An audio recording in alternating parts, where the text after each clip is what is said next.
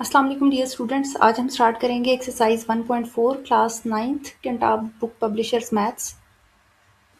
Question number 5 से हम start करेंगे। क्वेश्चन नंबर 5 है find x and y if 2x multiply by 3y is equal to 6 power 4। सबसे पहले इस एक्सप्रेशन की हम राइट हैंड साइड को अगर सिंप्लीफाई करें तो 6 power 4 means 6 multiply by 6 multiply by 6 multiply by 6 that is equal to 1296। अब हमने x की रिप्लेसमेंट में एक ऐसा नंबर बताना है और y की रिप्लेसमेंट में भी ऐसा एक नंबर बताना है जो इस प्रोडक्ट को कम्प्लीटली सॉल्व करने के बाद 1296 आंसर दे दे। तो इसका एक आसान तरीका ये है कि आप 1296 को प्राइम फैक्टराइज कर लें। 2 का टेबल आप 1296 पे लेके जाएंगे तो ये 648 टाइम डिवाइड करेगा। इसी तरह फर्दर 2 का टेबल लेके जाएंगे तो 324 टाइम्स जाएगा। इसी तरह फर्दर 2 का टेबल लेके जाएं तो 162 टाइम्स जाएगा और इसी तरह 2 का टेबल फर्दर लेके जाएं तो 81 टाइम्स जाएगा। इसी तरह इसको हम मज़ीद अगर फैक्टराइज कर लें तो हमारे पास 3 का टेबल 27 टाइम्स, 3 का टेबल 9 टाइम्स, 3 का टेबल 3 टाइम्स और 3 का टेबल 1 टाइम जाएगा। तो यहाँ से देखें कि हमारा जो 2 है वो 4 टाइम्स मल्टीप्लाई हो रहा है और 3 भी 4 टाइम्स मल्टीप्लाई हो रहा है। इसका मतलब है कि 1296 को हम लिख सकते हैं 2 पावर 4 इंटू 3 पावर 4। अब अगर यहाँ से आप थोड़ी सी स्प्लिटिंग कर लें, 2 पावर 4 की जगह 2 मल्टीप्लाई बाय 2 पावर 3 लिख दें और 3 पावर 4 को भी 3 मल्टीप्लाई बाय 3 लिखते हैं। ये मैंने स्प्लिटिंग कैसे की, क्योंकि बेसेस सेम हैं तो इनकी पावर्स एडअप होकर दोबारा से 4 बन सकती हैं और इनकी भी बेसेस सेम है 3 और 3 की, तो इनकी भी पावर्स एडअप होकर दोबारा से 4 बन जाएंगी, कोई प्रॉब्लम नहीं होगा। तो आपके पास ये 2 तो एज इट इज़ रहेगा। 2 पावर 3 ले लें, इसका मतलब है 2 को 3 टाइम्स मल्टीप्लाई कर लें तो 8 आ जाएगा और इसी तरह से ये 3 एज इट इज़ रहने दें। 3 पावर 3 को सॉल्व कर लें तो आपके पास 27 आ जाएगा। अब अगर आप अपने क्वेश्चन के साथ कंपैरिजन करें तो आपके पास x की जगह पे 8 आ रहा है, सो मैं सिंपली इस x की जगह पे अगर 8 आपको रख के दिखाऊं और y की जगह पे आपको मैं 27 रख के रिप्लेस करके दिखाऊं तो ये प्रोडक्ट बिल्कुल 1296 को जस्टिफाई करेगा। सो लेफ्ट हैंड साइड से भी आंसर 1296 आ रहा है और राइट हैंड साइड से भी आंसर 1296 आ रहा है। इस बात का क्या मतलब है कि हमने x की जगह क्या वैल्यू रिप्लेस की है, हमने x की जगह 8 वैल्यू रिप्लेस की और y की जगह हमने 27 वैल्यू रखी। तो सारे लेफ्ट हैंड साइड के एक्सप्रेशन को सिंप्लीफाई करके मेरे पास 1296 आया। नेक्स्ट हमारे पास है क्वेश्चन नंबर 6 का फर्स्ट पार्ट।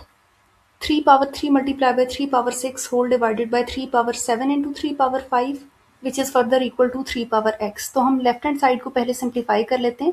ये क्योंकि हमें सेम बेस यहाँ पे नज़र आ रही है तो हमने लॉज ऑफ इंडिसेस में पढ़ा था कि अगर सेम बेस की टर्म्स हमारे पास मल्टीप्लिकेशन में हों तो हम सेम बेस को एज अ सिंगल बेस लिखते थे और पावर्स को हम एड अप कर देते थे। इसी तरह डिनोमिनेटर में भी आपके पास ये सेम बेस नज़र आ रही है तो हम सेम बेस को 1 टाइम लिखेंगे और पावर्स को एड अप करवा देंगे। सामने जो 3 पावर x है वो एज इट इज़ रहेगा। इसका नेक्स्ट स्टेप हमारे पास ये आएगा कि 3 पावर 12 आ जाएगा, 3 पावर 9 आ जाएगा होल डिवाइडेड बाय 3 पावर 12 आ जाएगा यहाँ पे। It is equal to 3 power x। अब हमने फर्दर ये रूल पढ़ा था कि जब आपके पास सेम बेस हो और टर्म्स डिवीजन में हों तो पावर्स को आपने सब्ट्रैक्ट करवाना है। सो मैं 3 को 2 टाइम्स लिखने की बजाय सिंगल टाइम लिखूंगी और पावर्स को सब्ट्रैक्ट करवा दूंगी। इससे मेरे पास आंसर आ जाएगा 3 power -4 is equal to 3 power x। अब इस रूल को आपने अच्छे तरीके से अंडरस्टैंड करना है। यहाँ पे भी सेम बेस है लेकिन बीच में इक्वालिटी साइन है, ना मल्टीप्लिकेशन है यहाँ पे और ना हमारे पास डिवीजन है, इसलिए हमने पावर्स को ऐड या सब्ट्रैक्ट नहीं करवाना। तो जब भी सेम बेस हो और एक इक्वालिटी साइन हो इसका मतलब है आप पावर्स के बीच में भी इक्वालिटी रख सकते हैं। ऐसे टर्म्स की, ऐसे एक्सप्रेशंस की पावर्स भी सेम हो जाती हैं। सो x इज इक्वल टू -4 हमारे पास यहाँ से आंसर आ गया है। नेक्स्ट हम स्टार्ट करेंगे क्वेश्चन नंबर 6 का पार्ट 2। इसमें लेफ्ट हैंड साइड को अगर हम देखें तो हमारे पास ब्रैकेट के बीच में ये सेम बेस आ रही है।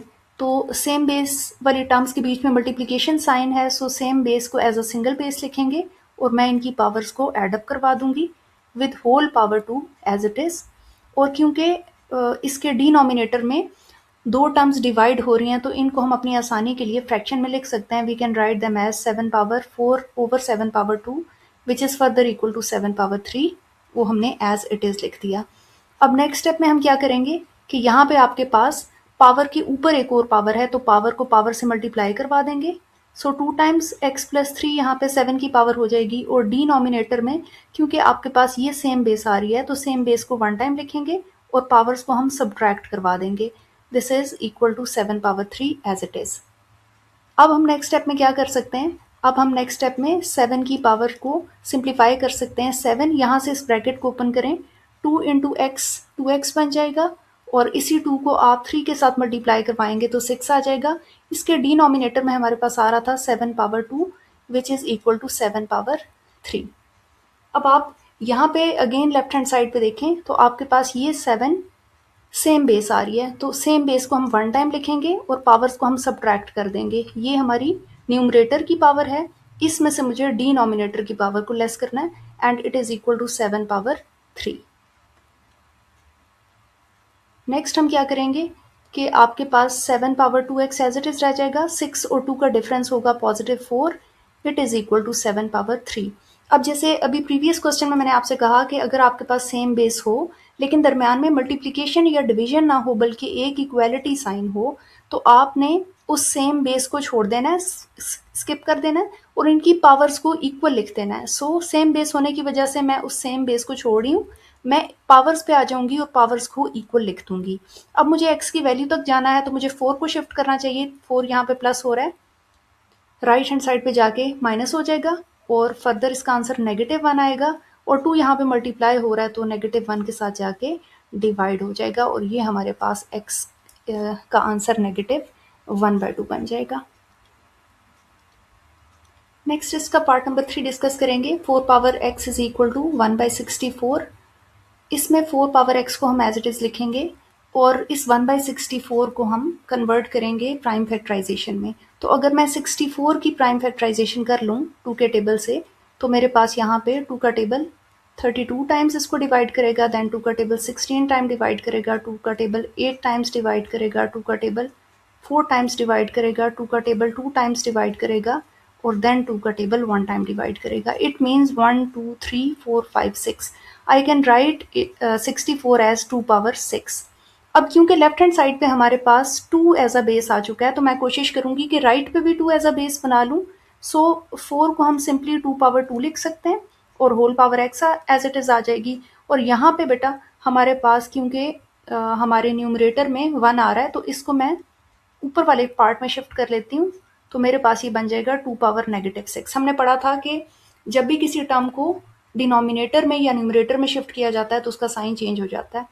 अब यहाँ पावर के ऊपर पावर आ रही है तो पावर्स को मल्टीप्लाई करवा लें और सामने हमारे पास आ रहा है 2 पावर -6. अब अगेन वही रूल यूज होगा कि सेम बेस है लेकिन बीच में इक्वालिटी साइन है सो पावर्स को ऐड या सब्ट्रैक्ट नहीं करना. सेम बेस को एज अ सिंगल बेस लिखेंगे तो एज अ सिंगल बेस मैंने नहीं लिखना, वो उस केस में हमने लिखना है अगर इनके दरमियान में हमारे पास मल्टीप्लिकेशन या डिवीजन होती. तो सेम बेस में आपने नहीं लिखना, इक्वालिटी साइन है, सेम बेस को इग्नोर करेंगे, पावर्स को इक्वेट कर लेंगे, पावर्स को इक्वल लिख लेंगे. यहाँ से आपका जो 2 है वो x के साथ मल्टीप्लाई हो रहा है, -6 के साथ जाके डिवाइड होगा और आपको x का आंसर -3 मिल जाएगा. इसका नेक्स्ट पार्ट स्टार्ट करके देखते हैं. 2 power x is equal to 0.125. यहाँ हमने x कैलकुलेट करके दिखाना है. So 2 power x as it is रहेगा. 0.125 को मैं अपनी आसानी के लिए फ्रैक्शन में कन्वर्ट करती हूँ. सो इस पॉइंट की जगह मेरे पास 1 आ जाएगा और पॉइंट से आगे क्योंकि 3 डिजिट्स हैं तो मेरे पास 3 जीरोस आ जाएंगे. ये इसकी फ्रैक्शन फॉर्म हमने कन्वर्ट कर ली. उसके बाद आप कटिंग कर लें तो 5 के टेबल से अगर आप कटिंग करेंगे तो 5 का टेबल 2 टाइम 10 देगा और 5 का टेबल 5 टाइम 25 देगा और इसी तरह 5 का टेबल 2 टाइम्स 10 और ये साथ में 2 जीरोस आ जाएंगे. नेक्स्ट आप फर्दर कटिंग कर लें तो 25 का टेबल 1 टाइम और 25 का टेबल 8 टाइम्स आपको कटिंग दे देगा. सो हमारे पास रह जाएगा 1 डिवाइडेड बाई 8. अब अगर हम 8 की फैक्टराइजेशन कर लें तो हमारे पास आ जाता है 2 पावर 3 और अगेन क्योंकि हमारे पास ये डिनोमिनेटर में आ रहा, अगर मैं इसको न्यूमरेटर में शिफ्ट कर लूँ तो मेरे पास आ जाएगा 2 पावर -3. अब हमारे पास क्योंकि सेम बेस आ रही है तो हम सेम बेस को यहाँ पे छोड़ देंगे क्योंकि बीच में इक्वालिटी साइन आ रहा है, सो पावर्स को आपने ऐड या सब्ट्रैक्ट नहीं कराना, सेम बेस को हम स्किप करेंगे और पावर्स को इक्वेट कर देंगे। So the value of x is -3 here.